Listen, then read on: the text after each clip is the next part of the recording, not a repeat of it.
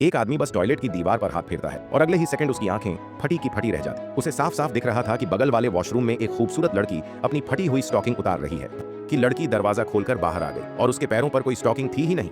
उसे तभी याद आता है आज सुबह जब उसने अपनी मैडम के हाथ को छुआ था तब भी उसे उनके अंदरूनी अंग तक दिख गए थे। अब उसे समझ आया तिब्बती कहानी वाली पारदर्शी नजर मिल चुकी है। यही ताकत आगे चलकर उसे जेड स्टोन की दुनिया में स्टार बना देती है और एक खूबसूरत लेडी बॉस का दिल भी उसी पर आ जाता है। पर एक दिन पहले तक वह सिर्फ एक अपमान सहती ज्वेलरी सेल्स गर्ल थी जो ऑर्डर पाने के लिए किसी भी तरह ग्राहकों को खुश करने पर मजबूर थी।